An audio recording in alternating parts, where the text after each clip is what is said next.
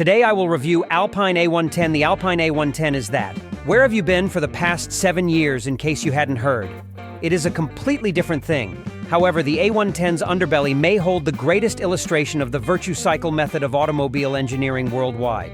It's not heavy, really light.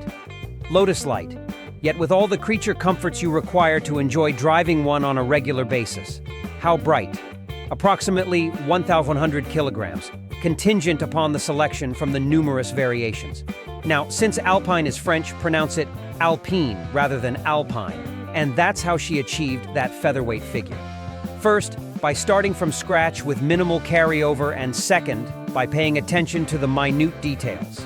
It's a sports car with an aluminum body, aluminum chassis, and aluminum suspension, powered by a 1.8-liter turbocharged 4-cylinder engine.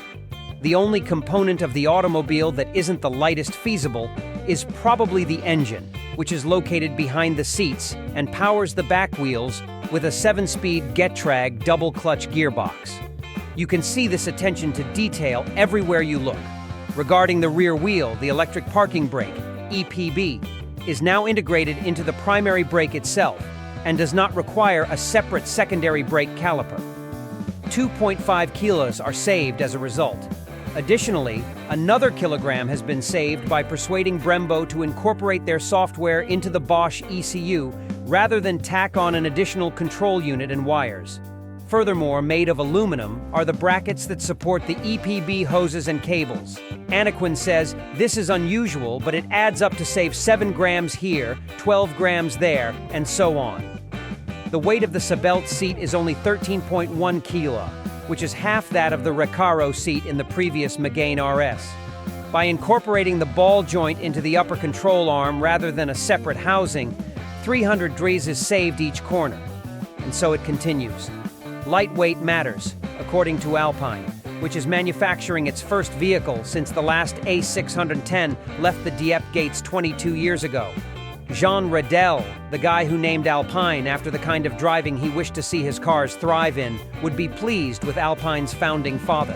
Let's ignore the fact that its upcoming vehicle is a hot hatch that runs entirely on electricity and has an enormous battery.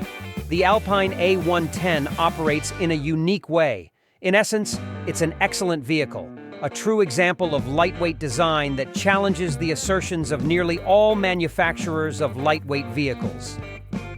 Lotus 2. It is a non-threatening sports vehicle that demonstrates that you can buck the trend toward larger wheels, bigger brakes, more power, and more weight, and yet have something capable and thrilling. It handles challenging roads with unflappable grace and agility. Not much travels across a nation with such minimal effort and energy expenditure. Because of this, we would not give up on the 50K A110 in favor of the more potent 60K A110S or GT. You just need a basic automobile.